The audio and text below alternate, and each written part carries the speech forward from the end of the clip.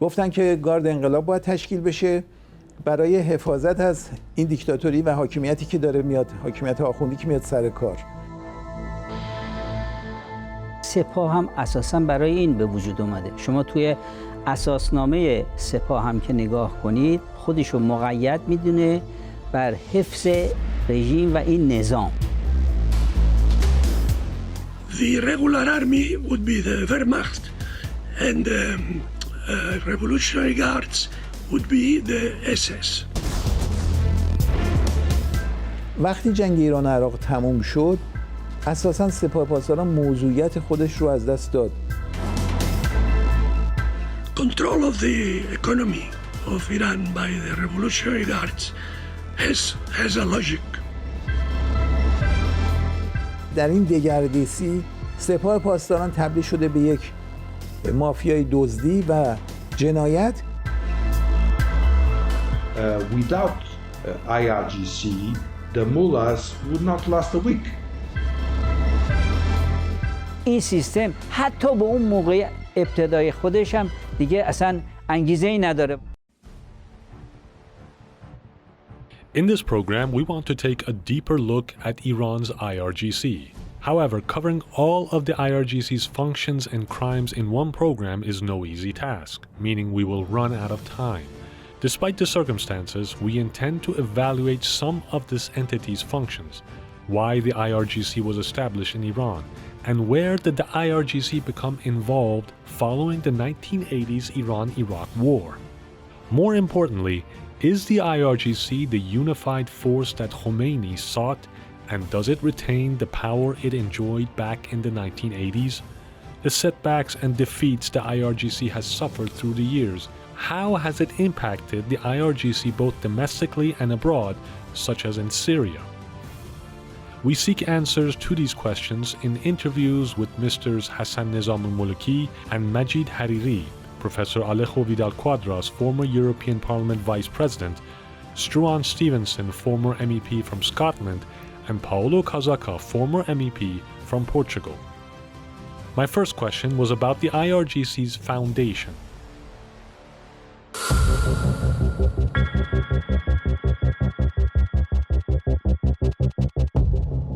چون این خمینی سارق انقلاب ایران بود، نه تشکیلاتی داشت، نه سازمان انقلابی داشت، نه نیرویی داشتش که Since Khomeini hijacked Iran's 1979 revolution, he had no organized entity to shape the revolution, and thus, he imposed himself as the leader of the revolution.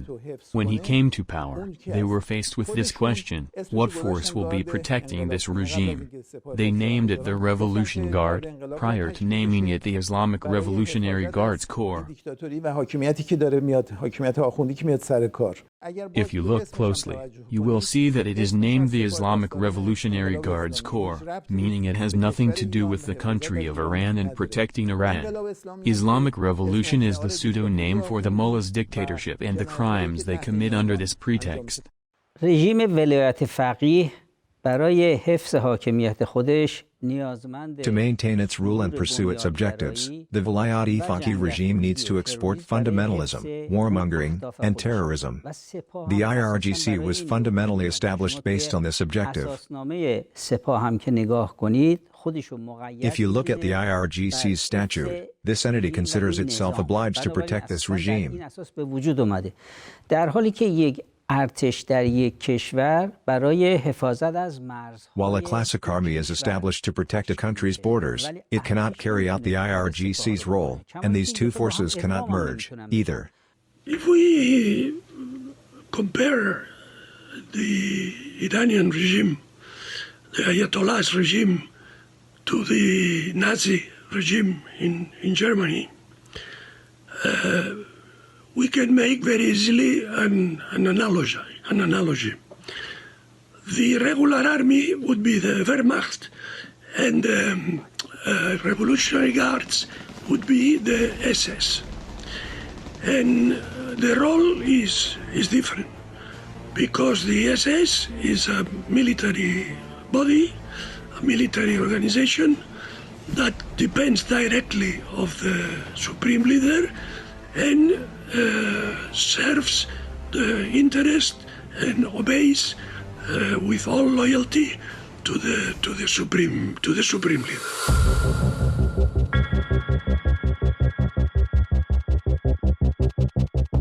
To answer my question about why the IRGC began to pursue economic objectives, I heard interesting remarks indicating that the IRGC has literally occupied and destroyed Iran's economy.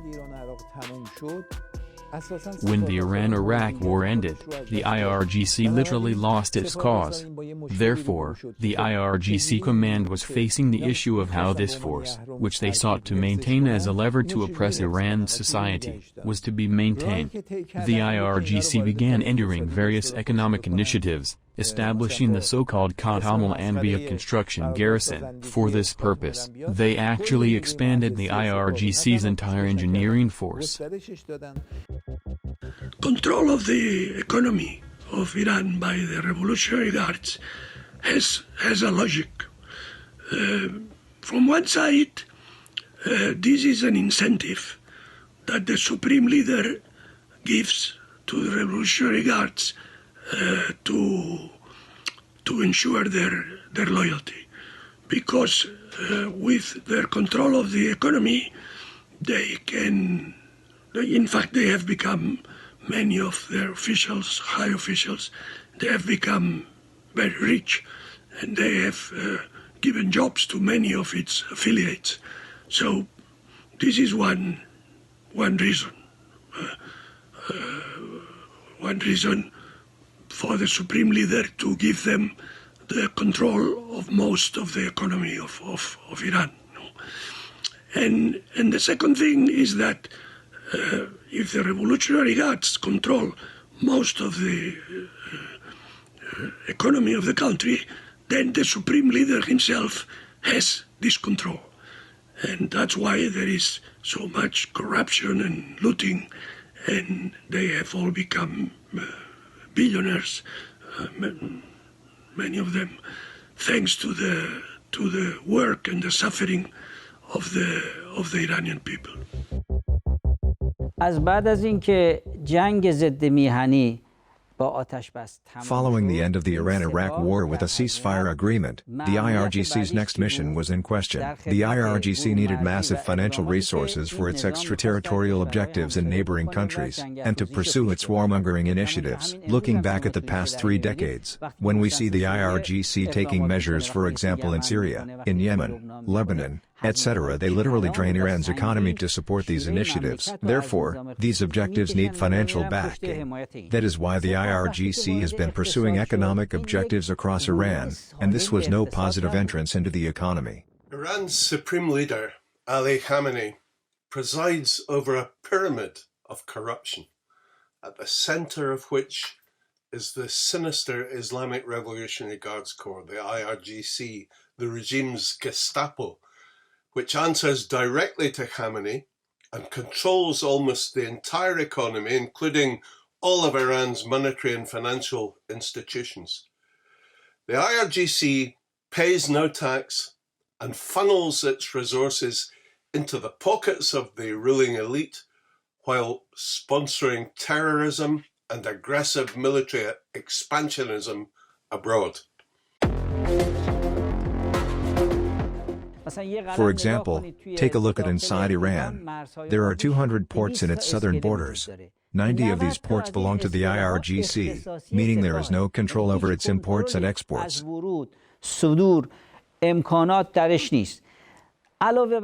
Furthermore, all of the IRGC naval forces are pursuing their own objective. Therefore, heavy imports with taxes, without customs through border passages controlled solely by the IRGC, leads to the destruction of a country's domestic production.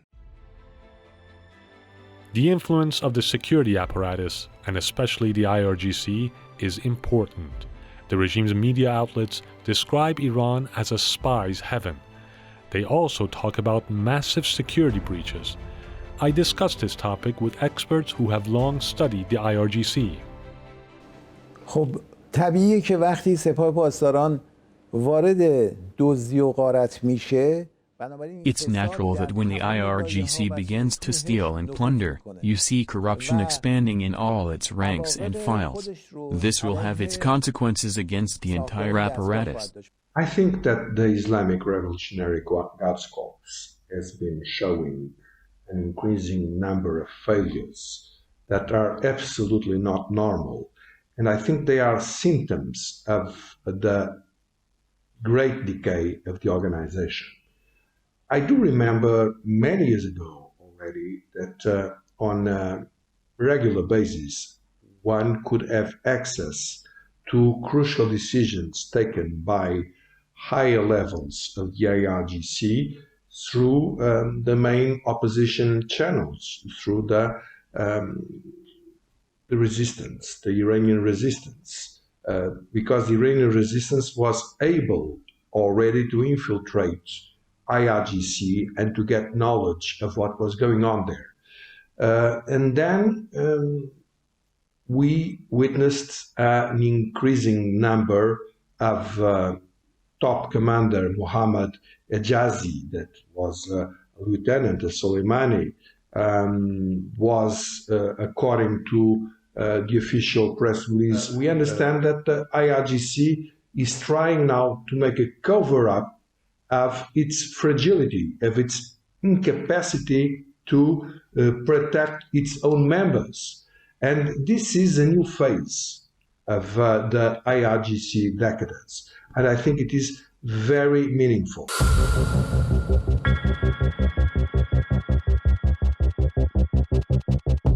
شما نگاه کنید از روز اول که سپاه و نیروی قدس وارد سوریه شدند در حفظ نظام اسد، از اون روز یک هزینه کلانی رژیم برای این کار پرداخته و تا همین امروز هم داره ادامه میده برای این کارش. این فقط و فقط وارد کردن نیرو. From the first day that the terrorist IRGC Quds force entered Syria to save Assad's regime, the regime has paid a heavy price for this action, and it continues to do so. It is not simply sending its forces. It set up many of its proxy forces, such as the Fatemio nor Zainabian, mainly for this goal. In addition to the militias that it sends from other countries, it has mobilized all of them, and it constantly incurs huge costs and expenditures for there. And it has designated this entire system and its commanders, such as Hassan Hamidani, which it dispatched, who was killed in the process, and this is a system which the regime has established there.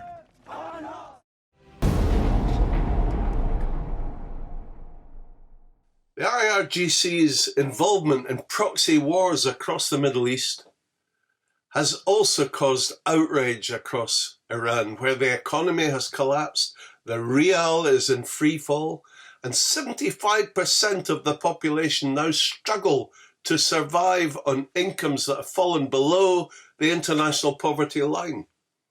Iranians are appalled that their money has been stolen by the mullahs to finance the IRGC and its involvement in backing Bashar al-Assad's bloody civil war in Syria.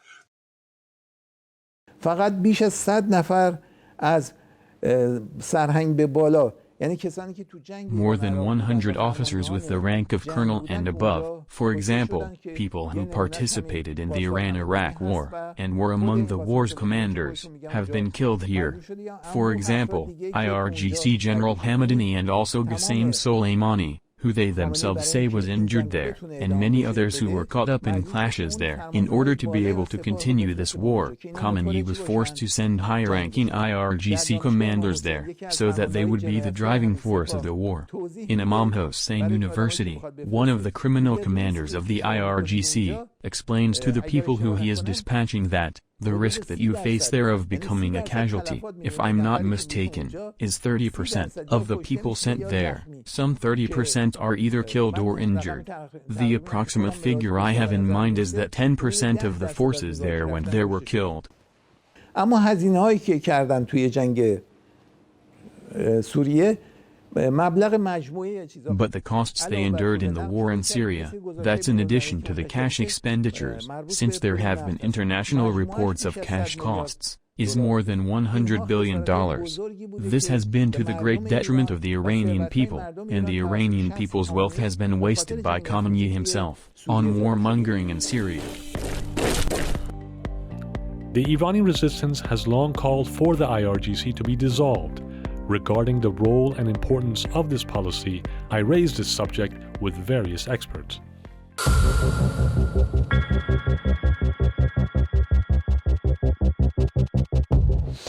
الان وقتی که ما صحبت از نظام ولایت فقیه میکنیم، سپاه برای چی اومده؟ برای حفظ نظام ولایت فقیه. Now when we talk of the mullahs regime, what is the purpose of the IRGC? It is there to save the mullahs regime. Therefore, if we imagine that the IRGC could exist with its functionality but without the mullahs regime, and that it could somehow exist as a military force and could have an identity independent of the mullahs regime, this is not a real option. اصلا واقعی نیست. اون اصلا برای این به وجود اومده که اینو حفظ کنه. و دقیقا اصلا یکیه. اون محتوا روی این نظام سواره و تمام امکانات هم در خدمتش گذاشته شده برای اینکه اینو حفظ کنه. The IRGC has been created to safeguard the mullahs regime, and it is one and the same. Its purpose is built around this regime, and all the resources have been put at its disposal to safeguard the regime. So, if someone comes and says, let's keep the IRGC and throw away the mullahs regime, what are they doing? They are effectively fooling the people and creating a deviation. So, if you see that the mullahs regime has no legitimacy, the main body that has kept it in power is the IRGC. The slogan dissolution of the IRGC is mentioned, so that it is completely clear. The regular army is enough to defend the country's borders. So, what's the IRGC got to do with it? کاملا روشن باشه. مرزبندی کاملا روشن باشه. اگه کشور به اصطلاح حفظ مرزاشه که باید ارتشش باشه. سپاه چه کاره است اینجا؟ So, the slogan, dissolution of the IRGC, makes this distinction clear, and shows we are serious about overthrowing the mullahs regime, which has destroyed our people's lives. Because the IRGC is the reason why the regime is in place. Without IRGC, the mullah is the reason why the regime is in place. Without IRGC, the mullahs would not last a week because they are hated by the Iranian people.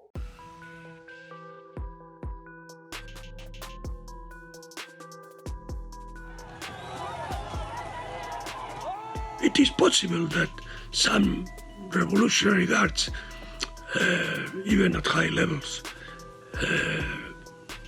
are aware that the regime will not last forever, and that one day or another they must respond for the crimes, and they could be tempted to escape their responsibilities, betraying the supreme leader. The West must now surely understand that only the final overthrow of the tyrannical mullahs will see peace, justice and freedom restored to the Iranian people. We must give them our full backing and let them know that the downfall of the IRGC will be the catalyst for the fall of the Velayat-e Faqih regime.